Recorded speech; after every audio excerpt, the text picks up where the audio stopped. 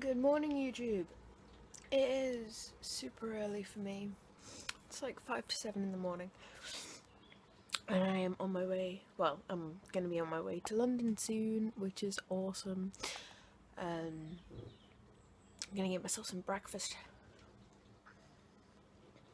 And then try not to cry about how early it is. See you soon.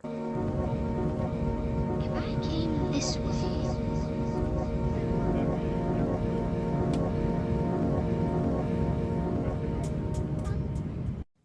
Hello YouTube, it is Jess Jaeger, a little bit more awake now than in that video clip. It is the 12th of September today. Yesterday on the 11th of September 2015, I went to demonstrate outside Parliament in support of the assisted dying measures which were being passed through the House of Commons. Now, I don't know if any of you have seen the news, but we lost. The supporting side lost. We lost by a vote of about 300 to 118. So it wasn't like it was a small loss. You know, we were very, very well defeated.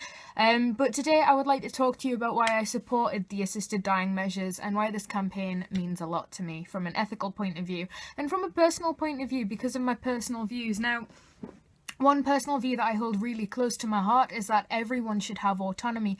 Everyone should have the freedom to make their own decisions and the freedom to say what happens to them. You know, that's why I'm pro-choice in all aspects of the word. And I feel like if you are diagnosed with a terminal illness, then that might be the point where you feel like you lose autonomy. I know that I would, because as soon as you are diagnosed with a terminal illness, you're told how you're going to die.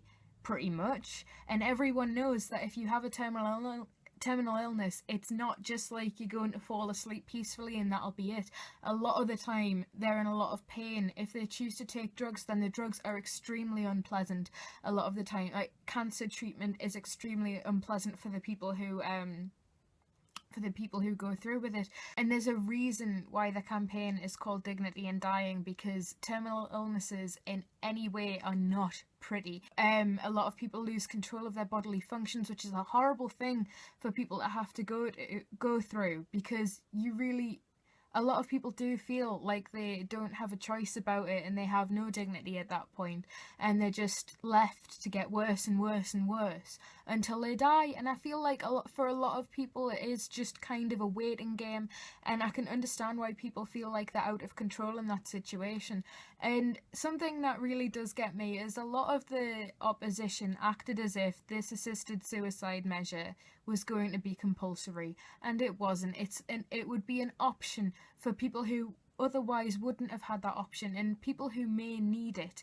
And that's one reason why I'm in support of it. Another reason is suffering, not just from a dignity point of view, but also because do you really want to see someone go through that amount of pain if they're not prepared for it? Right now you have to go through that amount of pain. If you want to actually have some relief and actually die, you have to go through a whole lot of suffering. Assisted dying measures would make it easier for people to have a peaceful death, for people, you know, to just go to sleep and then not wake up again, like they have in Oregon, where the drugs aren't actually administered to the patient, they're just given to the patient, and the patient takes them whenever they feel like they're ready to go, which I think is a lovely idea, because that means that people do go out on their own terms. And while, yes, the argument that the opposition had, that it's really, really hard to say when a person is going to die, you know, some people can get an estimate of 6 weeks and then go on for 6 months, but you're still going to die in the end. And assisted dying measures, all they would do would make sure that the death was more peaceful and there was less suffering involved while leading up to that death. Also, it saves money for families and it saves stress for families, and I don't mean that from a very objective point of view, but having to pay £10,000 to go over to Switzerland, go to Dignitas, have an assessment, and then if they perform this procedure, getting transport back for the family, and then getting the body brought back across as well, is an extremely expensive and stressful procedure for everyone involved, and especially the family, because when they come back they could feel like they're facing prosecution.